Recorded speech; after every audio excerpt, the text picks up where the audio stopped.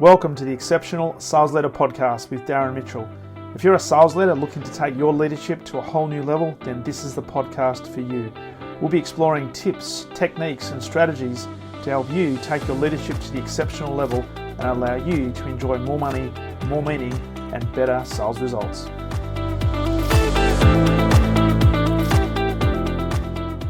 Welcome back to the Exceptional Sales Leader Podcast, and Darren Mitchell here, and a very interesting man I'm about to have a conversation with. He's from an organisation that I've spoken to another person in the business, but Mr. Neeraj Singh coming in from India. How are you, my friend? Doing great, Darren. Thanks for having me, and really excited to get this going. Yeah. Yeah, we're actually we were just talking before. We were going to do this yesterday, but circumstances changed to the point where we've postponed it for 24 hours. But you are from an organisation called Humantic AI. Yeah. And you are the revenue lead? I was going to say the chief revenue officer. That might be giving. I would love that tag. I would love that tag, but I think the first person you spoke to was Amarpreet, who's the founder of Humantic. I've been at Humantic for more than a 1.5 year. I'm the revenue lead at Humantic. Did climb up the ladder, I would say, but apparently having a good life at Humantic, I would say that. That's awesome, mate. So we're just gonna project into the future, and maybe I'll give Amarpreet a bit of a call and say, hey, you need to make Neeraj your chief revenue officer globally. I would love that. I would love that. Anyone would love that. Yeah. Yeah. Love it. Hey, this is gonna be an interesting conversation because you sent through a bit of background. I'd love you to talk about a bit of your background and what's led you to Humantic. But I was really interested to read that in your early journey, you were an ethical hacker. Now, when I read that, so you've gone from being an ethical hacker into a sales professional, because we'll talk about Yeah. sales as the ultimate form of service and a great service we can provide people and all the stuff that's around that. But talk to me about the transition from ethical hacker, because it's a really interesting term. Because when you hear hacker, probably one of the last things you think about is ethics. Absolutely. I think I was having a chat with you, and apparently this is a known fact. See, the point is, I did my computer science engineering back in my bachelor's, right? And I wanted to become a security expert, right? I would say, right? Cybersecurity expert. At that time, it was a fancy word. It was still up in the air, right? That in my region. What happened at that time was I went for a job interview. They were paying me nothing. They were paying me literally the lowest salary I was expecting. And I was like, man, this job doesn't pay. And then there was another job that was a sales job, apparently, which was paying much better. So I thought, let's go ahead and join that job because I was early bird out of the college. But what I realized, if I would have ended up being a security expert, which I still can, Yeah. I would have earned the 3x or 4x of what I'm earning today. But because of the online presence, as you see, right, it's growing, it's really tough. But one thing I would love to tell you that one thing I realized because I do know both of the sides, hackers and sellers are very similar to each other. Sellers who adapt to their buyers, chances of them closing are really high. Hackers who adapt to the conditions of the if you're an ethical hacker in a company, obviously you might need to fight with another black hat or gray hat hackers, right? We understand what kind of words they are using. Are they even legit or not? So understanding the person at the other side is very important. I think both the hackers and sellers do Mm. the similar kind of a job on that. So they have a similarity, I would say, which is really Nice. funny. Nice. So in your background, you're thinking that there wasn't as much money back then in Yeah. in the engineering phase. So you moved into sales, thinking, oh, there's opportunities to make a bucket load there. How things have changed, although you can still make a lot of money in sales. Let's just put that on the table Absolutely. as well. So what was it then, apart from that, what was it then that was I guess, the catalyst for wanting to move into a selling role? Because I'd love to understand what then led you to Humantic and what was it about Humantic AI that was really attractive? Uh, Actually, it's a really good question, Darren. Let me tell you why I chose sales over anything else. I could have easily went into coding and stuff like that. Like for a hacker, you do understand a lot of different ways to code. Uh, what I didn't want to do is I don't want to work in a silo kind of environment, like just working in a silo. You're working with your laptop, not talking to anyone. Someone is reporting a bug and something, and literally sitting on the laptop and solving it by your own and the music in the background. Yeah. I thought sales is a very, very good, category when it comes to when you're going and speaking to people, trying to know them. All right, business happening or not happening, that's another case. But if you are trying to even establish a connection, chances are you will establish a connection for a long, right? Like they might choose you as a vendor. I closed a deal after 2 years. I still remember that company, and they're still friends of mine because I was very persistent on what the way I used to do my selling. Why I chose Humantic is, Darren, one very important thing is we are in the world of AI where everything is automated. Sellers don't want to speak to buyers. They literally want to send one email and close a deal. And that is the best deal that they'll close, right? So, where I'm coming from and where I liked Humantic AI is that they bring the human back into the selling. And when you spoke to Amarpreet, I think he must have told you, right, uh, that the important factor is you being the buyer first kind of a seller, you understanding your buyers, being a consultant, totally makes sense. All right, that's fine. You can do business. If it doesn't make sense, we are here to help you. In the Mm. world of AI, the buyers are confused. Let me be honest. So I like that idea, and I supported the whole mission, and I'm really enjoying it. To be really honest, being apart from a normal seller to a buyer first seller in today's world. So that's really great. Yeah. I love that. And you mentioned buyers, sellers, buyers world a few times there. And Yeah. one of the things that I do is sales training, and I work with sales teams and their leaders, and trying to get them to put themselves in the shoes of the buyer and see things through the buyer's lens is a really interesting concept that a lot of salespeople don't necessarily understand. And the reason for that is they tend to always lead with their solution or for their with their product, and they're thinking that, hey, I've got a live customer in front of me, I've got a live prospective buyer in front of me. I'm going to do whatever I can to try to, in Yeah. their words, ethically convince them to actually buy Yeah. my product, but don't necessarily remove the product from the situation and really build a relationship. So I love the fact that Humantic is working in a buyer-centric world, because let's face it, buyers are more educated than ever before in history, which means as sellers, we need to be a lot more savvy in terms of how we interact with them. So in the time that you've been at Humantic, what have you noticed about I guess the way that buyers have changed, and particularly with the advent of artificial intelligence or augmented intelligence, as some people refer to it? How's the ecosystem changed from a buyer's perspective, do you think? I think when AI came, when ChatGPT came, especially when I talk about AI, I think OpenAI is one we always need to consider because they were the real AI when they came. They were like, okay, there's an AI. You ask a question, you ask something, they produce a template, they answer me about the company. It was really good, right? Saves you time, which is really great, by the way. That's the purpose of AI. But the problem was at that time, everyone wanted AI. In today's world, everyone wants AI. There's AI panels in companies. There are AI designations. I see chief AI officer. I'm really happy being an AI company that there's a certain job opening and a designation certainly for that specific area. But Jaren, the problem now is rather than buyers having fear of missing out, right? And initially it was fear of missing out. Now they have the fear of messing up, which is FOMO, right? Which is a real big problem. Buyers are skeptical, buyers go into indecision. Why? There's a specific reason because they don't know which AI is actually right for them. Is this AI right? Is that AI right? I go on a call, buyers, like I talk to around 50 prospects in a month. They want certain thing. I can see that they want that. I am saying this is the solution you want. Chances are they end up doing using the same thing that they've been using for last 2 years because they are not sure that they can deploy funds into that. Mm. And because of economy, right? You understand it's not one of the best worlds we live in, right? And AI itself is a very noisy market. So I would say buyers in today's world are very skeptical.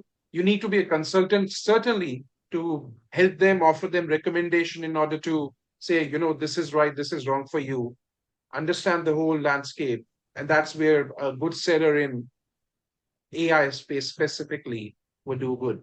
So Mm. that's where the buyers are. Yeah. And with that confusion, there's so much information that's available to buyers today. And I often ask salespeople who loves to be sold to. And very rarely does anybody, even with a sales title, put their hand up and say, "Hey, I love to be sold to, but I like to do buying." And so with that, with so much confusion and trying to avoid the FOMO, right, the fear of messing up, what are some things that Humantic are doing? And I'd love to talk about the buyer centricity or the buyer intelligence perspective, because there'll be people listening to this who think, yeah, we get that. We are really clear on our ideal target market. We're really clear on our client avatar.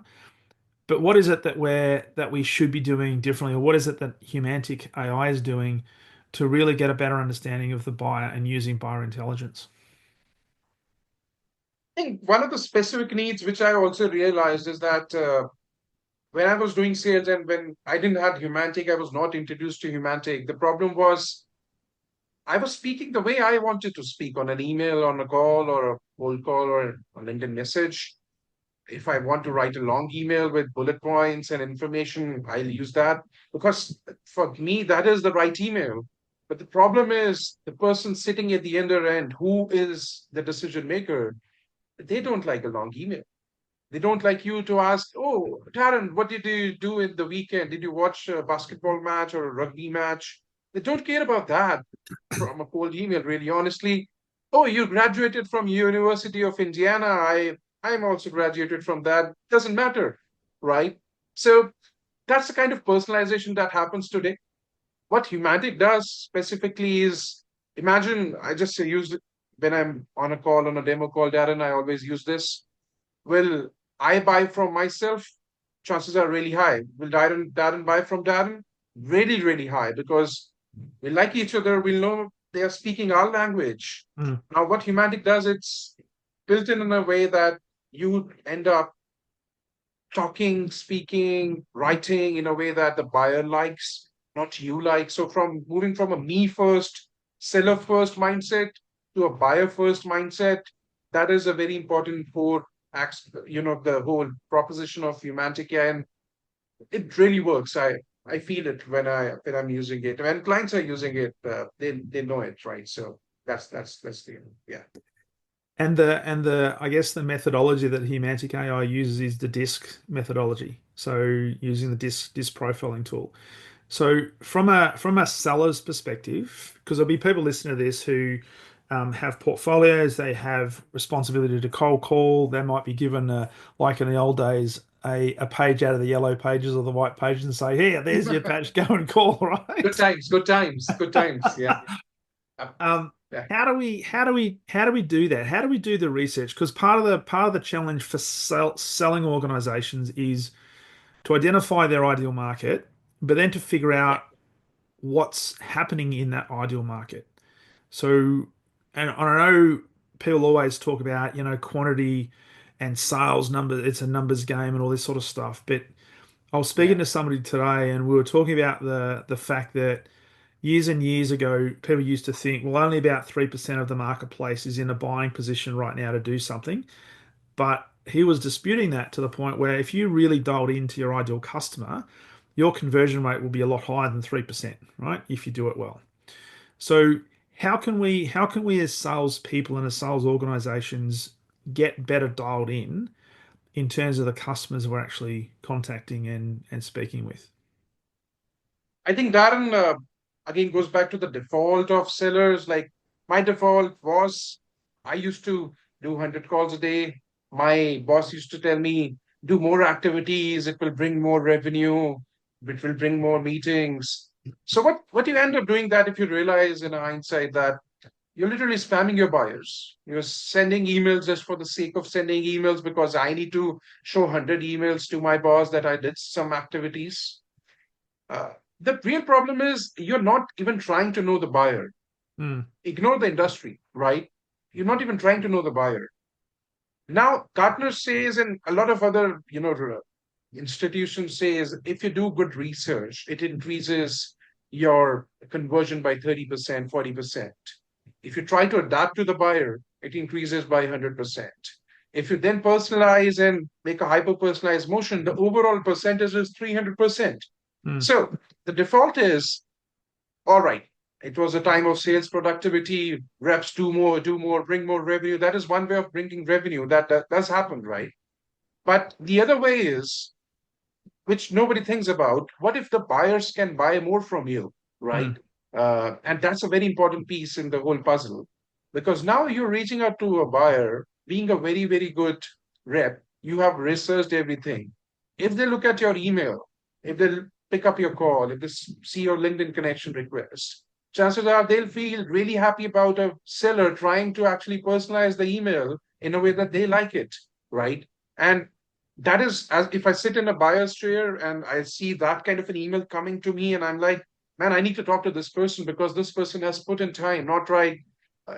Hey, Darren, and literally, I have seen some emails which says, "Hey, Darren" to me because yeah. they forgot to change the first name, and I'm laughing at them. I'm saying, brother, good effort, but you could have spent 2 seconds extra on this email, right? It would have helped you. So that is the real point. I think one last point. Most of the companies we speak to, they know who to reach out to. Uh, but how to reach out to is still a question. It's still a very big question. Nobody knows how to reach out to a certain prospect. They're figuring out their own ways. They have a document in place that should be the first email, this should be the second email. It should not be like that, right? Mm. Uh, Certainly, some people like mangoes. I like apples. Maybe somebody likes another fruit, right? How can you offer the same recommendation or the email to everyone? So I think that is the problem. Research is a very, very important part. It should be followed. Yes. And so when we talk about that, and I agree with you in terms of research, and it goes back to the point before that uh, there's a lot of people out there that don't actually like to be sold to. But Yeah. from a selling organization's point of view, we need to recognize that we are there to sell a product, we are there to sell a service, and don't make any Yeah. excuses for that. What are some things that we can use to maybe cut through, knowing that potential buyers are probably getting emails every day?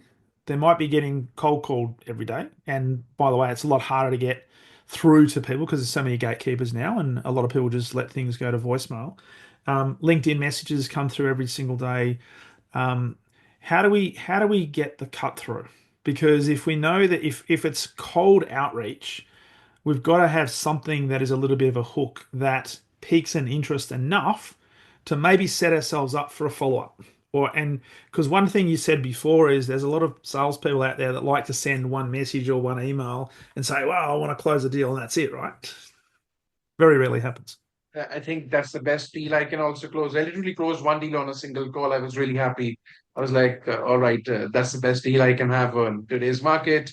Uh, but Darren, to your question, I think it is very important to understand what kind of an outreach you're doing, right? How I usually do the outreach when I think about how you can make sure that you are doing a hyper personalized outreach in a way that when I'm trying to outreach, I focus on 3 pointers. The first pointer is somebody, I was reading LinkedIn posts, I read LinkedIn posts every day, I post also. Someone says cold calling is dead, emailing is dead, you know, then the other person is saying cold calling is not dead. You can still reach out. It's the best way to talk to a person. I'm saying, brother, cold calling is not dead. Emailing Yeah, is not dead. Social selling, which is not being used really heavily, yeah, is certainly not dead, right? yeah. So if you combine all the channels, that called omni-channel approach, that's the only channel you can follow. Because chances are I'm sending an email to Darren, I'm sending a cold call, I'm doing a cold call, it's really hard to get somebody on a phone or take an attention on an email. The only channel left is social selling. So rather than me picking up the phone and dropping an email first, I try to look at the LinkedIn first, see if that person is posting. If that person is posting related to my topic, share my thoughts. Try sharing that on a LinkedIn comment. Try building some repo initially. It takes some Mm, time. Again, your seller hesitation is like, should I just do a cold call and book a meeting right away? And I'm Amanpreet told me, just wait a second, just 2 weeks, you just start commenting on that post. Then send a connection request. That person will surely accept it because they've seen you commenting on the post.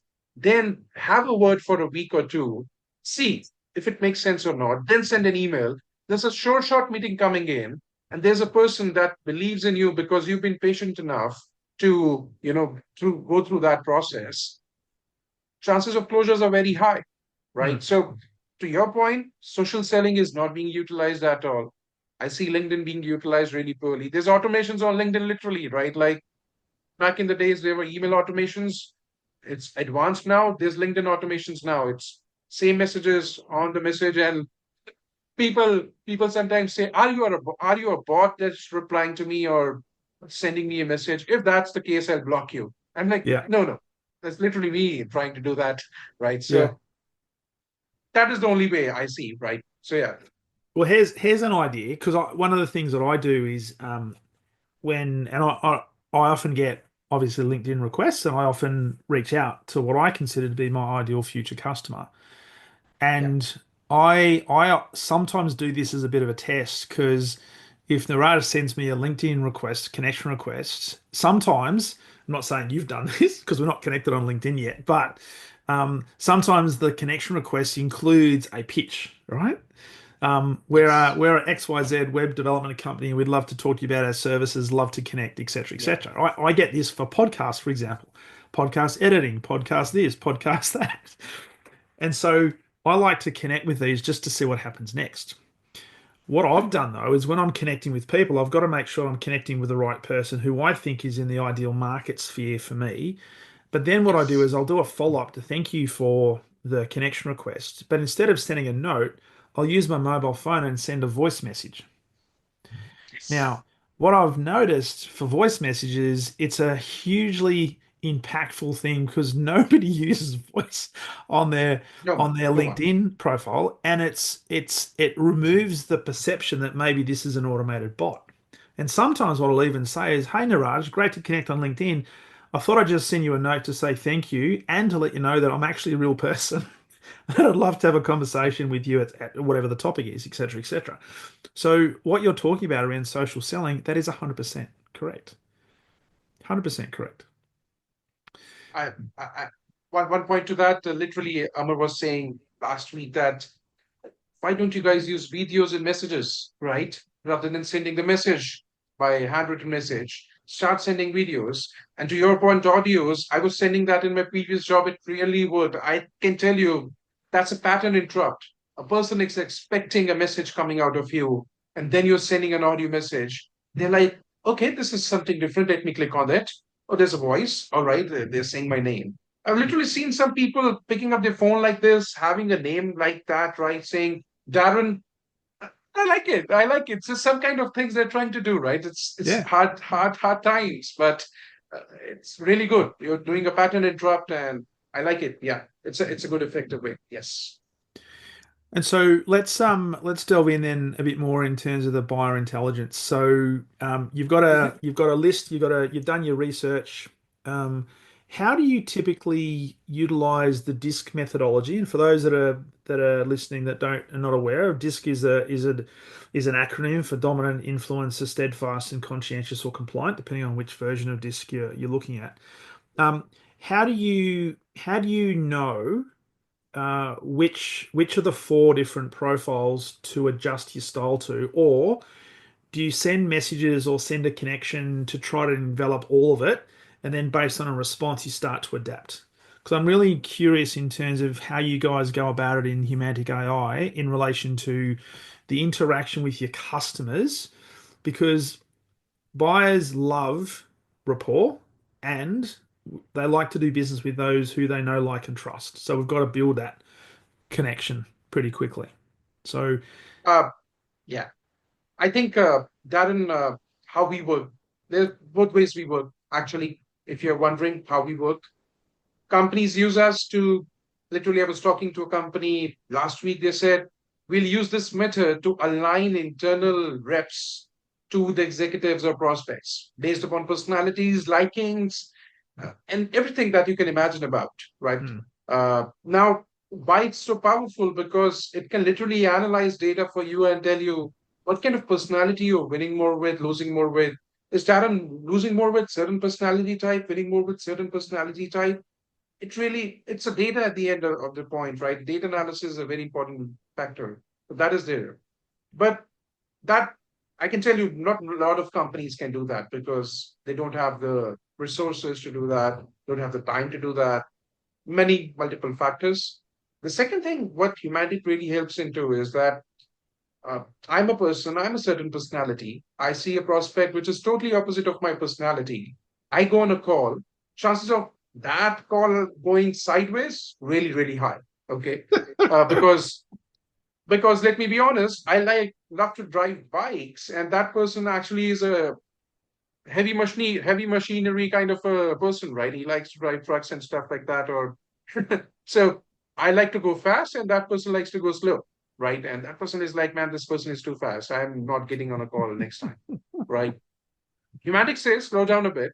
Humantic says, you're going on a call, try to give information, take a pause, try to understand that person, ask questions.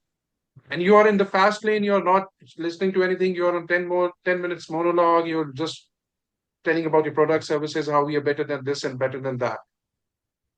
If you just make that simple adjustment, chances of you having a better call in comparison to what you were having earlier changes a lot, Yeah. right?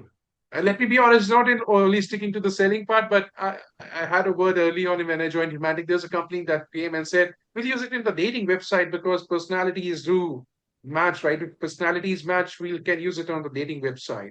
Again, going back to the point of buyer intelligence, which we were trying to discuss, there's literally near to no information about the buyers in the on the LinkedIn itself.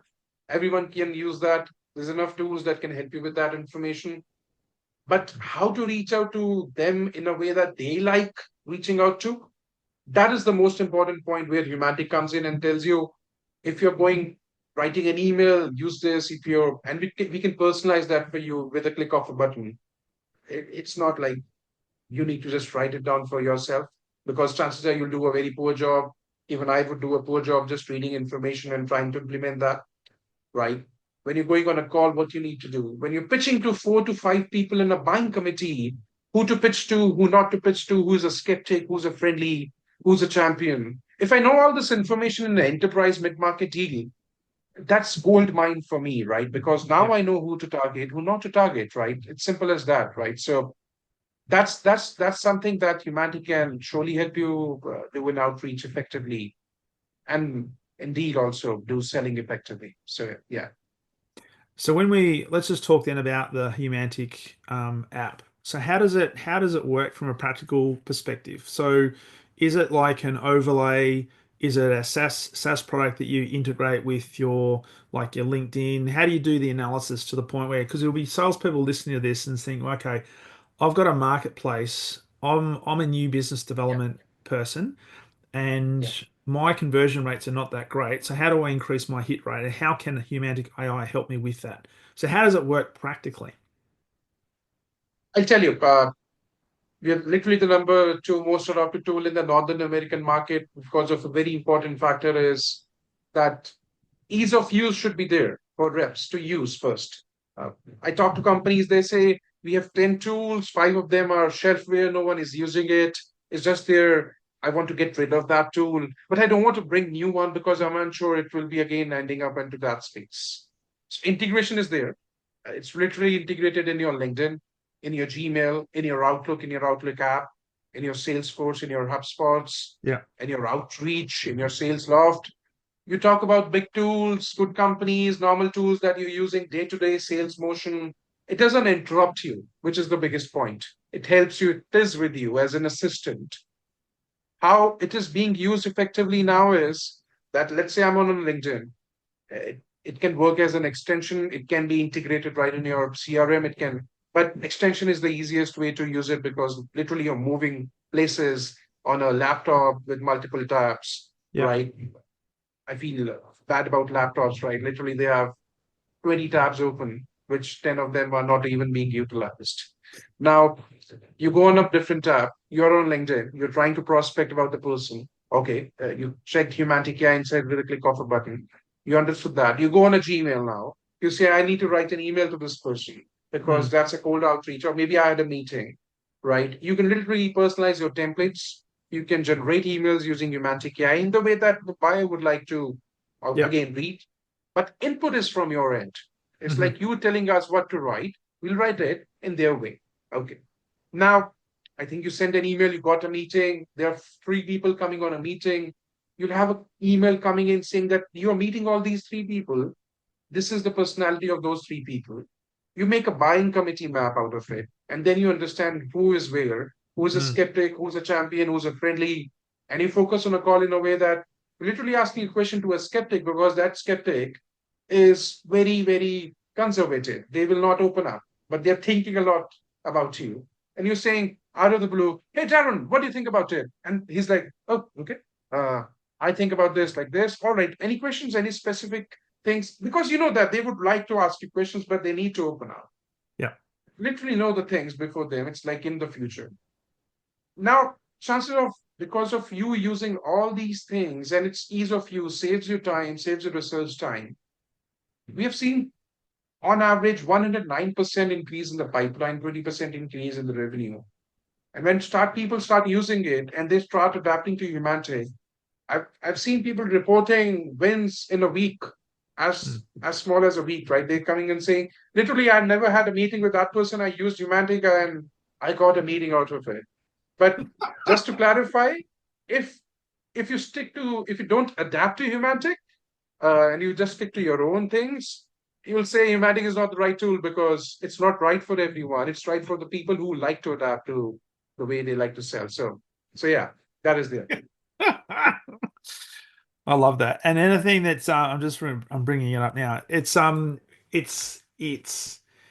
buyer first selling powered by personality AI. So literally it's a plugin that you can throw across LinkedIn, and obviously it's because it's AI, it's looking at all the different permutations, combinations, and so you've gone into Neeraj's um, history and say on LinkedIn, for example, Yeah. and looking at what sort of activity, what sort of language and words you use, and making some assessments based on that and all the algorithms to say, okay, based on all that, we think Niraj is this type of person. He's very detailed. He's quite a conscientious type person. He's going to be maybe a C energy. So therefore, when you're sending an email, make sure you've got some dot points, some structure, ask some really detailed questions, and give him lots of information.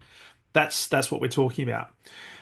What if you're trying to target somebody and they've got pretty much nothing on their social platforms? Good thing, right? Apparently, I come from an industry where I sell to sellers. They literally have everything on the social, from posts to comments to everything. So I don't face that issues. But I'll tell you, some of the profiles will be thin because we only analyze LinkedIn profile. We don't analyze any other thing. So that can be a problem. But certainly the AI doesn't require a lot of data to produce the profile. It's not like, what, Darren, you need to post every week and like stuff every day to in order to get a profile. If you've not even posted for 6 months, but you have the basics on LinkedIn Yeah. already there, like what you have by your about section, what you have done in your previous roles, chances are the AI can still produce a profile for you because it looks at 160 plus signals, right? Yeah. So if 20 signals are missing, it can still do a good job and it will give you the confidence score of the confidence of the overall profile, which is good. So yeah. And then you said it can plug into things like Gmail and stuff like that as well. So is that right? Yes. Yeah. So Yes. if you use LinkedIn as the starting point, because there'll be a lot of people that listen to this that have LinkedIn as their I guess their business to business marketplace that they do their analysis from. Um, then you start to reach out, any interaction back, it'll actually start to analyze that and give you some information about, okay, adjust this, do this. When you're sending an email to this person or an email to that person, adjust this slightly, and that'll increase your opportunity of getting cut through and pushed through. Uh, Not like that, Darren, but what it does is you just put the email address of the person. It will pull up the profile from LinkedIn. It at the moment doesn't analyze the current data, right? It doesn't analyze your emails or CRM history or messages because that would require a lot of integrations. Mm. and stuff like that. And compliance is a very big problem, right? I come from a hacking background. I can tell you IT security reviews are not really easy, right? They ask you zillions of questions about why did you make an AI tool? Literally like that. So so let me tell you what it does. It tells you about the profile and the person. If you have doubts, okay, I'm sending this message of 100 words, what I need to do, you just click a button and Humantic is personalizing that for you, Yeah. right? You're going on a meeting, you just read the do's and don'ts so that, okay, these are the do's and don'ts. Let me go on the meeting, try to adapt to that. It says, don't try to build a rapport with this person because this person is a pure OD type, dominant type leader, right? Who likes to get to the point. Chances are you trying to say, oh, yeah, you like Manchester United as a football club. I also follow that. It's not greatest of the time, and that person is already pissed off because of you're dead. You're already dead, You're right? So gone. yeah. So 10 seconds, literally that 10 seconds I said, initial start of the meeting, you did something and it's already wrong. Even if you do good 20 minutes, the meeting is not happening next time. So so that is there. Yeah. And that's why it's so important to meet the buyer where it's at, where they're at, and be Yeah. adjustable and be adaptable and pay Yeah. attention. Pay attention. Now, specifically if you're on the phone, that's a given. But when you're in a meeting, that's a given. But even things like outreach on LinkedIn, making sure that it's tailored to suit the buyer, not tailored to suit you. So Yeah. let's just talk about then your experience in relation to coming from, I guess, a hacking background, right? And you've only been at Humantic for a relatively short period of time, right? So Yeah. think about. I'd love you to talk through your experience with using something like Humantic AI. And look, for people listening, it doesn't have to be there's lots of AI opportunities out there, right? But Yes. the concept of using AI to become a better, more ethical salesperson who is a problem solver that uses Yeah. buyer intelligence is such the important thing.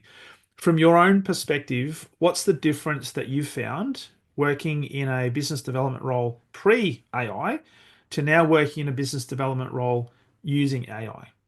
What have you noticed for yourself? I think I'm not only talking about Humantic, I'll talk about the whole AI because I only don't use Humantic. Yeah. One of the things I always say, uh, read that post when AI came, AI will take your jobs and whatnot. Sales will be the first to get harmed because there are AI bots, there are AI SDRs in the market. You don't need to make a cold call. Let me tell you very, very upfront, the sellers who use AI in today's market, who adapt to AI, their job is not going anywhere. Okay, because they know AI, they have learned AI.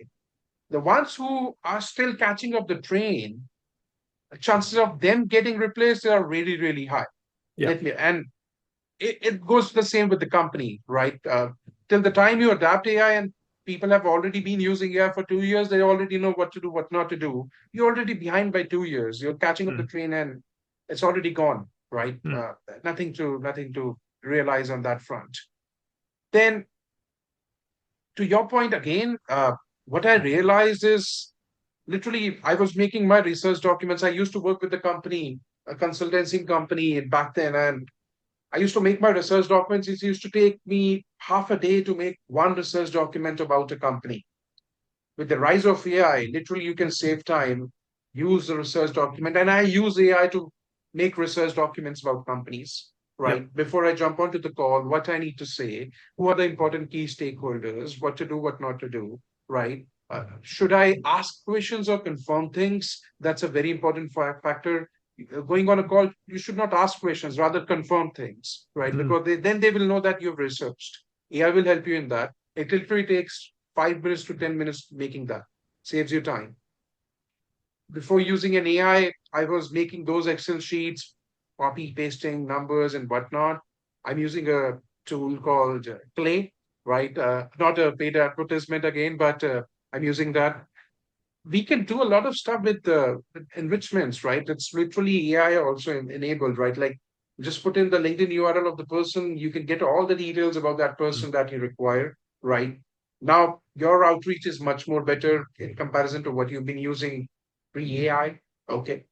Yeah. Third, when you're trying to sell, right, all the important news and signals that you need to understand. What is the CEO saying about that company? A new person, a new stakeholder joined in the company, all those minute details which normally you would have missed, right? Normally you would have ignored because you literally have so much things to do, right?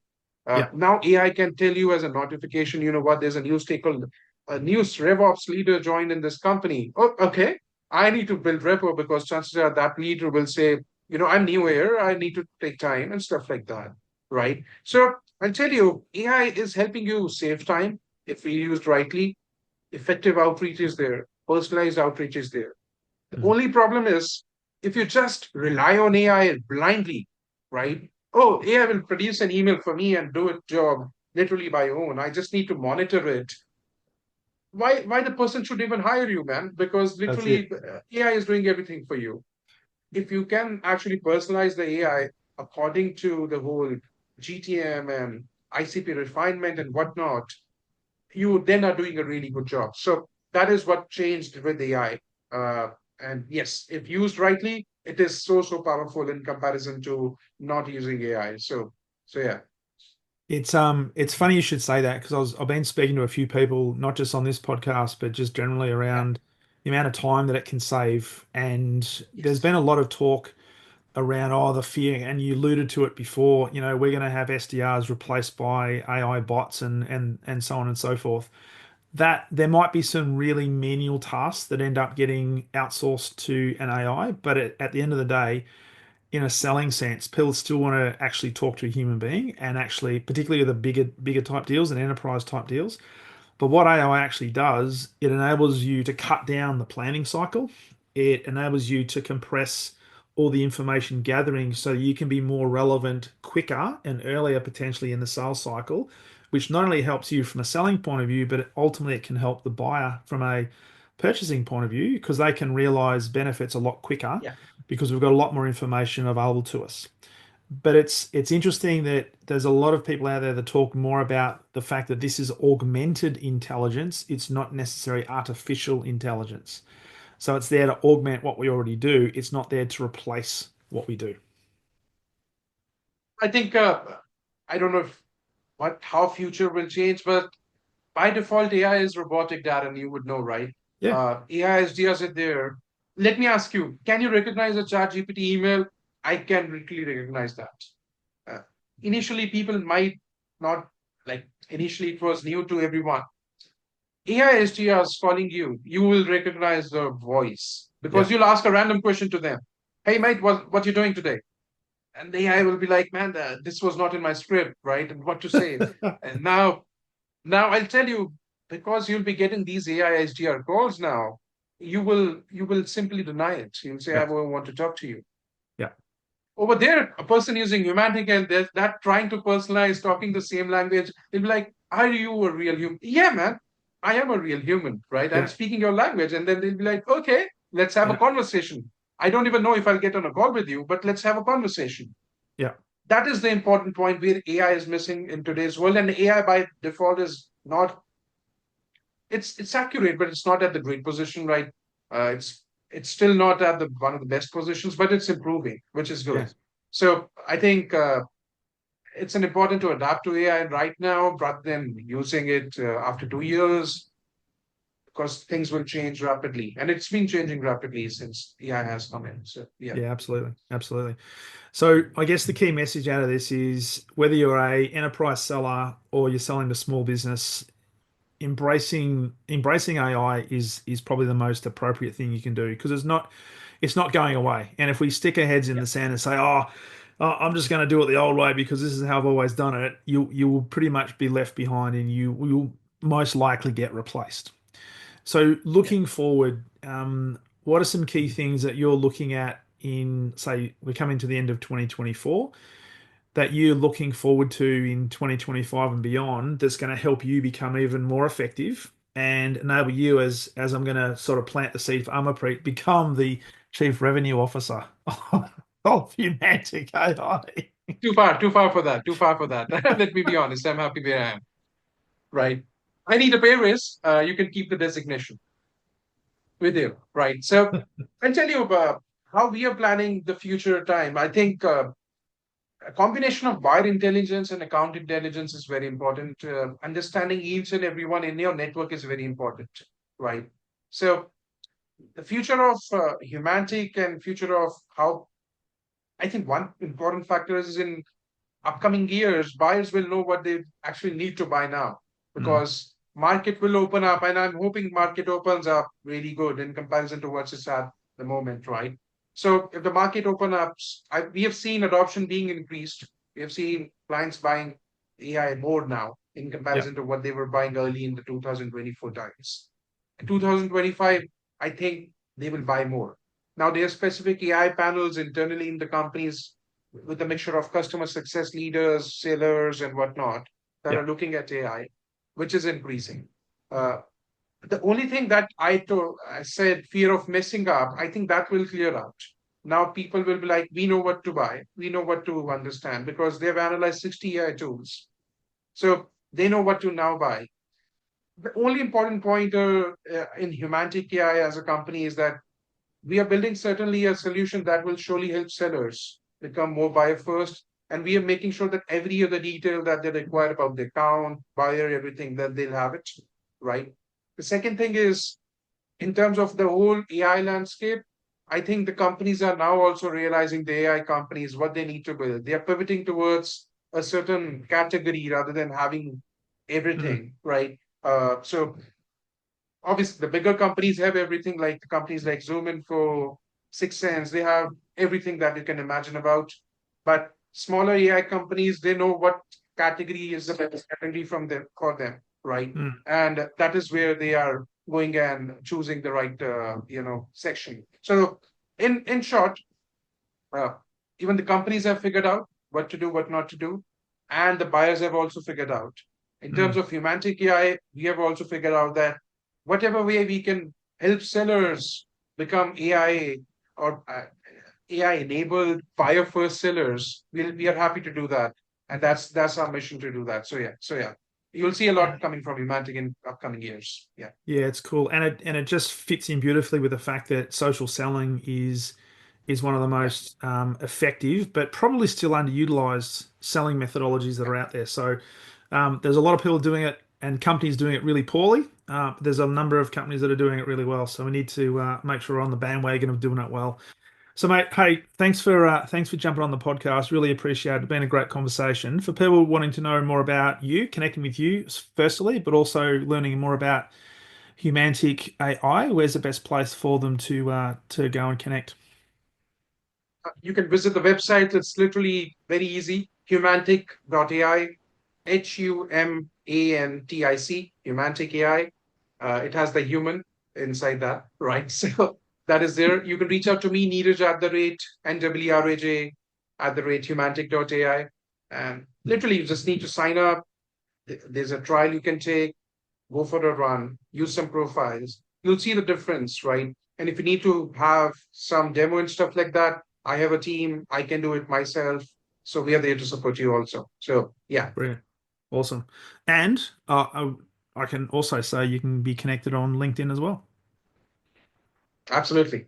Yes. So you can find me on LinkedIn. It's with my name itself. And Darren, let me send you a LinkedIn connection request, right? So let me actually personalize it in a way that you like. So let me do that. Love it. Love it. Niraj, hey, greatly appreciate you jumping on the podcast. It's been a great Yeah. conversation. And mate, all the best as you continue on the quest to become the Chief Revenue Officer of Humantic AI. I think I need to send this recording to Amarpreet now. Thanks a lot, Darren. Thank you. Thanks, mate. All the best. Bye bye. Yeah.